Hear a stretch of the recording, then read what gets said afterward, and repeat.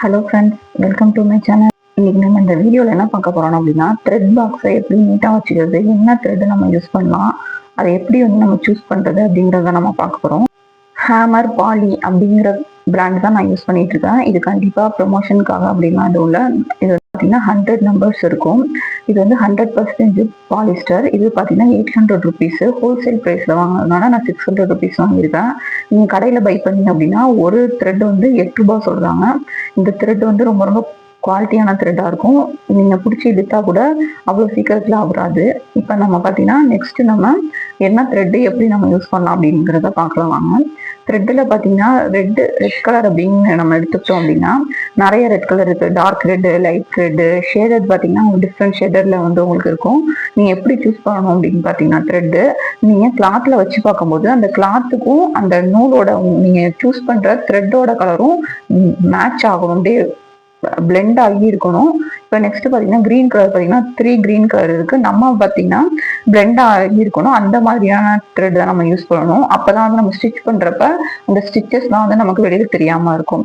இப்போ பார்த்தீங்கன்னா நான் இந்த க்ரீன் கலர் சூஸ் பண்ணியிருக்கேன். நெக்ஸ்ட் பார்த்தீங்கன்னா நம்ம த்ரெட்டை எப்படி கரெக்டாக நம்ம யூஸ் பண்ணி பாக்ஸஸில் எப்படி இது ஒரு எல்லா டைலர்ஸ்க்குமே உள்ள ஒரு பெரிய ப்ராப்ளம். எப்படி த்ரெட்டோட த்ரெட்டு சிக்காம நம்ம யூஸ் பண்ணி கரெக்டாக வைக்கிறது அப்படிங்கிறது, அதுக்காக உள்ள சொல்யூஷன் நம்ம பார்க்கலாம் வாங்க. இப்போ பாருங்க, நான் த்ரெட்டை சுற்றிட்டு நான் எப்போதுமே அப்படியே வைக்க மாட்டேன்.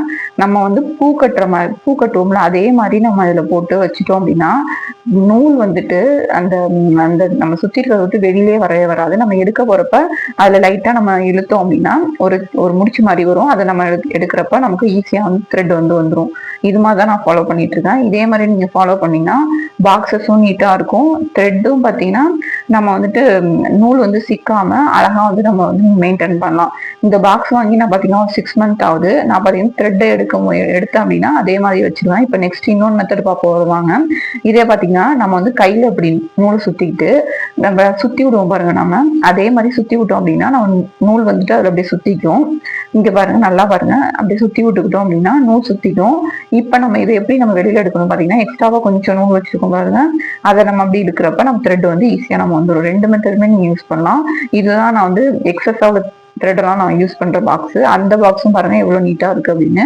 த்ரெட் உங்களுக்கு சிக்காது. யூஸ் பண்ணி பாருங்க. இந்த மெத்தட் தான் நான் யூஸ் பண்ணுறேன். வீடியோ பிடிச்சிருந்தா ஃப்ரெண்ட்ஸ்க்கு, ஃபேமிலிக்கு ஷேர் பண்ணுங்க, லைக் பண்ணுங்க, சப்ஸ்கிரைப் பண்ணுங்க. தேங்க்யூ.